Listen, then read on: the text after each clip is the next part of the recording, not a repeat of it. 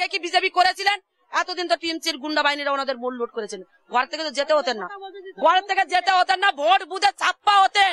আর আজকে বিজেপি তকমা কেন লাগানো হবে? আমরা দাঁড়িয়ে আছি ক্যামেরার সামনে, আপনি যদি দেখতে পান আপনি আমাদের লাইভ দেবেন এবং আমাদের শেয়ার করবেন, আমাদের নিরাপত্তা দেবেন, আমাদের নিরাপত্তা চাইছি।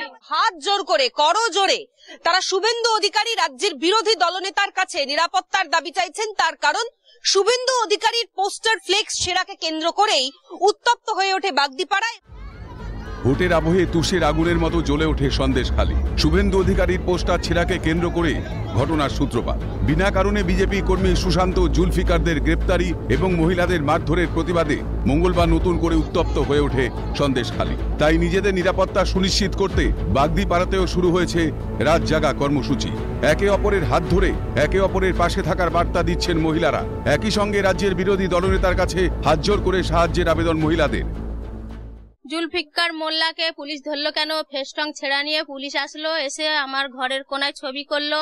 করার সময় ওই ছেলে রাস্তা দিয়ে যাস মুখেই ওনাকে বেড দিয়ে ধরলো। যেহেতু বিজেপি কর্মী তার গায়ে হাত লাগাতেই তো হবে। মুজাফফর এটা বলেছে কি ওদেরকে হচ্ছে কি তুলে নাও আমাদের ছেলেদেরকে, আমরা অভিযোগ করতে গেছি এই জন্য পুলিশ আমাদেরকে ধরে মেরেছে।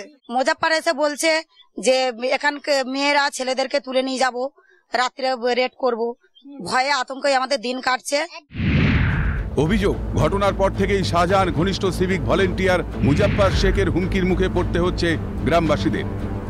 এমনকি অসুস্থ মানুষকে হাসপাতালে নিয়ে যেতেও হয়। অভিযোগের এখানেই শেষ নয়, মহিলাদের মারধর করছে পুরুষ পুলিশরা। এখনো পর্যন্ত অস্ত্র পাচার অব্যাহত বলে আশঙ্কা করা হচ্ছে। স্বাভাবিকভাবেই একরাশ আতঙ্ক গ্রাস করেছে বাগদিপাড়ার বাসিন্দাদের।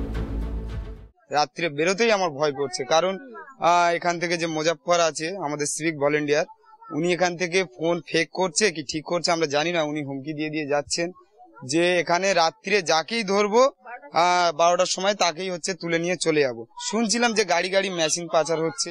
মানছে না তো, ছেলেরাও এসে মারছে, যে শুধু মেয়েরা তো গায়েতে হাত দিচ্ছে না, ছেলে পুলিশরাও এসে মারধর করছে। বিজেপি করার অপরাধে বিনা কারণে গ্রেপ্তার হয়েছে কারো স্বামী, কারো ছেলে। তারপর থেকে আতঙ্কে গ্রাম ছাড়া অনেকেই। এক কথায় বাগদিপাড়া এখন পুরুষ শূন্য।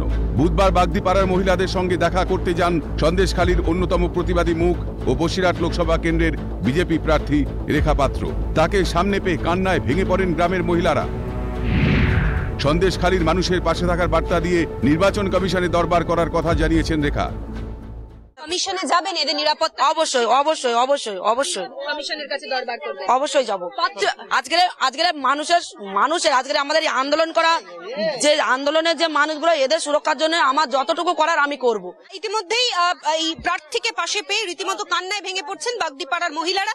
সমস্ত রকম ভাবে পাশে থাকার আশ্বাস দিচ্ছেন রেখা পাত্র। সেই ছবি বাগদিপাড়া থেকে। ক্যামেরায় সুরজিৎ প্রামাণিকের সঙ্গে অভিরূপা সাহা, ক্যালকাটা নিউজ, সন্দেশখালী।